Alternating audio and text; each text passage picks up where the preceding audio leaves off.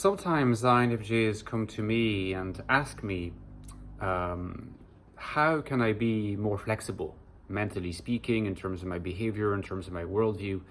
How can I be more flexible in such a way as to be more adapted to reality, more easily adaptable, so that I can deal with different situations, different scenarios more easily? In other words, let go a little bit of my rigidity for the sake of better adaptation, in a good sense, right? And it's true that, similarly to what I was talking about in recent video content, when I was talking about the inertial tendencies of NI, the convergent tendencies of NI, the holism of NI that requires for there to be change within the NI map, there needs to be change at the level of the whole map. This is what holism entails. It's true that when you take into consideration all these different factors, it would seem that these factors make it more likely that NI will exhibit a certain rigidity. But I don't agree with this view, right?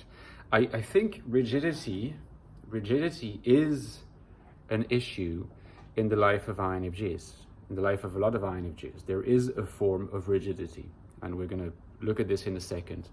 But it's not necessarily, in fact, I think it's not at all the rigidity of NI that's at play. The problem is not rigidity of NI, because NI is not rigid. Rigid is not the right word to use to describe NI. What you might describe as rigid is often the mental constructs of high TI users and high TE users, but an overabundance and over prioritization of T functioning over other functions can lead to rigidity.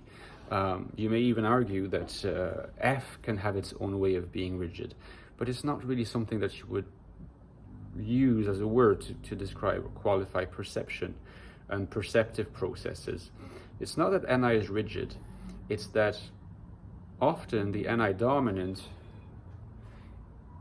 takes up rigid modes of behavior in response to anticipated threats upon their NI, felt usually less than consciously, often fantasized, not real. And it leads the NI dominant to act rigidly, which is really a synonym to not being attuned with their NI, not being attuned with the interstices of connection between the external reality, which is far more rigid than the oceanic textures and structures of the NI world. The best way to describe this tendencies, this inertial tendency that NI has, is a word that I did not come up with. I want to acknowledge that it's a word that I first came across in cognitive typology and their description of certain forms of NI bodily movements and postures, because they, through their voltological, the whole science of voltology, if you want to call it that, they posit, it's fundamental to their theory, a correlation between type and body language, essentially, and micro expressions and signals, physical signals. And they tend to describe NI dominance as having a certain viscosity, as being viscous, right? I think it has some merit, and you'll often see viscosity in NI users and strong NI users, especially NI dominance. And if you want to learn more about that, I recommend you check out Cognitive Type. They have a YouTube channel, website, and so forth. Now, you could actually take the NI world as this map, as this mental frame, as viscous. In other words, it's an ocean, but the water is dense, okay? So here we are reinforcing, we're adding more sort of descriptive elements to our phenomenology of the NI oceanic experience. It is an oceanic experience, but it's not quite like water. It's like very dense water, viscous water, okay?